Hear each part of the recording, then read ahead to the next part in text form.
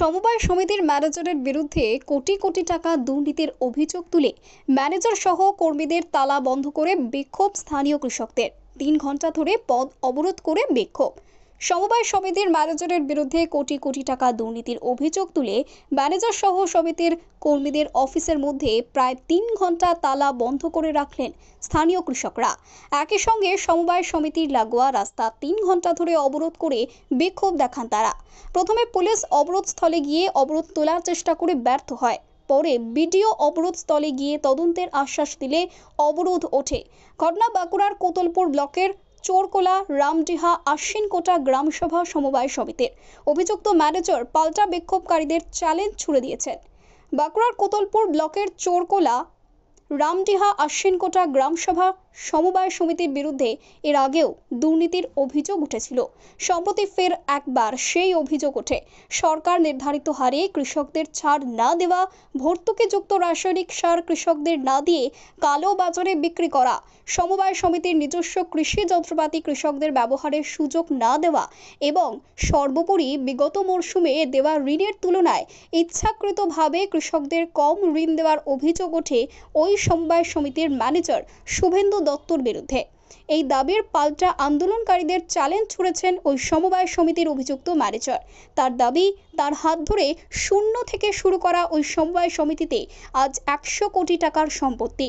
কেউ দুর্নীতি প্রমাণ করে দিতে পারলে তিনি নিজে থেকে পদত্যাগ করে দেবেন।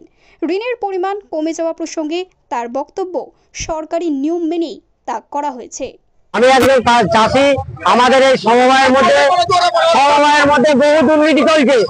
যেমন আমাদের প্রথম দাবি হচ্ছে আমাদের রাসায়নিক সার। আমরা কৃষকরা বহু কষ্ট করে চাষবাস করি, কিন্তু তা সত্ত্বেও আমাদের যে সরকার থেকে এবং এই প্রকল্প থেকে যে রাসায়নিক সার গোডাউনে থাকার দরকার, চাষিরা যাতে সুস্থ সন্তুষ্ট দামে পায়, সেইটা না হয়ে ব্ল্যাকেতে নিতাই দত্ত এবং তার শঙ্কর এবং সাহেব 3 জন মিলে অন্য জায়গাতে মালগুলোকে বিক্রি করে দিচ্ছে। রাসায়নিক সারগুলো চাষিদিকে ব্ল্যাকেতে সেই 1400-1500 টাকার মালকে 2000-2200 টাকায় কিনতে হচ্ছে।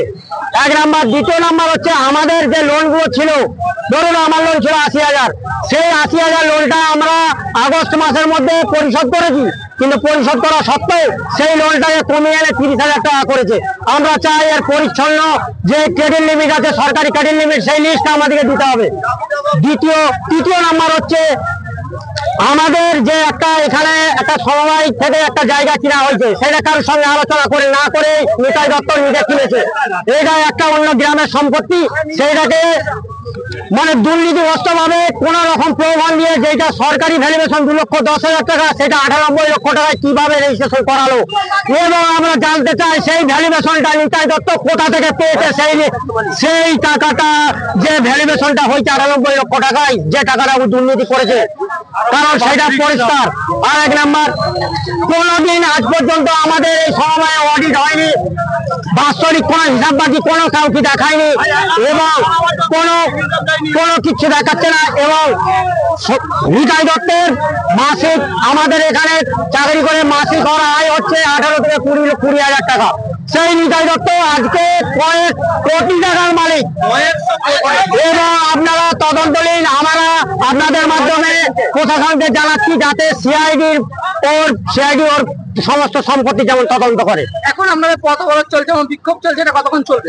যতক্ষণ না নিতাই দত্ত, চোর নিতাই দত্ত, দুর্নীতিগ্রস্ত নিতাই দত্ত এই সমবায় থেকে পদত্যাগ করছে, ততক্ষণ আমাদের এই আন্দোলন চলবে। পথ অবরোধ কি চলবে? পথ অবরোধ চলবে যতক্ষণ আমাদের সমস্যা মিটছে। চাষিদের কি ঠেকে গেছে, কিছু করার নেই, আমাদের আন্দোলন চলবে। আপনার নাম? আমার নাম হচ্ছে সুজাউদ্দিন খন্দকার। আপনি কি চাষি? হ্যাঁ, চাষি। কি নাম? সুজাউদ্দিন খন্দকার। আমাদের যে কৃষকের জন্য ছাড় দিয়েছিলেন 71.5%, সেই ছাড়ের টাকা 1 টাকাও দেয়নি, কোনো লিস্ট দেখায়নি, কোনো কিচ্ছু না, কাউকে কিছু টাকা দেয়নি। সেই জন্য বিক্ষোভ।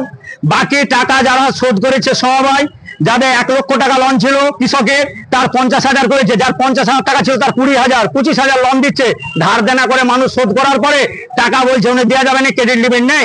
তো ক্রেডিট লিমিট যদি না ছিল তাহলে লোনটা ছিল কি করে? পরিষেবা হওয়ার পরে মানুষের টাকা নেওয়া হচ্ছে। আমাদের পুজোর মরশুম, কৃষকের সময়, এবং 5 বছর যাবত আমরা কোনো সার এখানে কোনো কিছু জানতে পারিনি, সব ব্ল্যাকে বিক্রি হয়ে যাচ্ছে।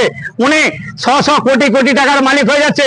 আমাদের আজকে জনগণ বা কৃষকের কোনো উন্নয়নের স্বার্থে কোনো কৃষকের সঙ্গে কথা বলছেন না। কথা বলতে গেলে তার দাবি দেওয়া কিছু নেই, তিনি বলছেন সব মাথা কিনে রেখেছে, আমার উপরে কে কথা বলবে, আমাদের এই অকথ্য ভাষায় গালি গালাজ করে সব তাড়িয়ে দিচ্ছে। ওর জন্য কি পথ অবরোধ? আজকে ওর জন্যই সাধারণ মানুষ, কৃষকরা বিক্ষোভ হয়ে আর রাস্তা পথ অবরোধ করেছে, যে বৃক্ষ চাষির সুবিধার্থের জন্য আজকে বন্যা পরিস্থিতি আর চতুর্দিকে চলছে। আজকে সেই শেয়ার মানির টাকাগুলো, হাজার হাজার টাকা, লক্ষ লক্ষ টাকা, কোটি টাকার সেই টাকাগুলো সব তিনি ভোগ করছেন। আমাদের কাউকে কিছু দেখায় না, কোনো কিছু বলছে না, এবং কোনো কিছু বলতে গেলে তার ওই ভাষায় থাকছে। তাই আমরা আজকে সাধারণ মানুষ অতিষ্ঠ হয়ে উঠেছি। আজকে সেই জন্য আমরা পথ অবরোধ করেছি। যতক্ষণ না তার, আমরা এই ম্যানেজারকে আমাদের দরকার নেই, পদত্যাগের দাবিতে সেই মানুষ পদত্যাগ করার পরে আমাদের সেই জায়গায় আমাদের সব চলবে। চাষ দেখুন, জনগণ তো চাইছে, আর যাদের পথ অবরোধের দরকার, যতক্ষণ আমাদের বিডিও প্রশাসন লেভেল আসুক, আমাদের ডিএম প্রশাসন লেভেল আসুক, আমাদের চাষির সঙ্গে কথা বলুক, চাষির সুখ দুঃখের কথা বুঝুক, তাহলেই আমরা সব এর থেকে আমরা পথ অবরোধ তুলে দেবো, প্রত্যাহার করবো। আমার নাম আব্দুল রাজ্জাক খান। আব্দুল রাজ্জাক খান। আমি চাষি। আমি চাষি।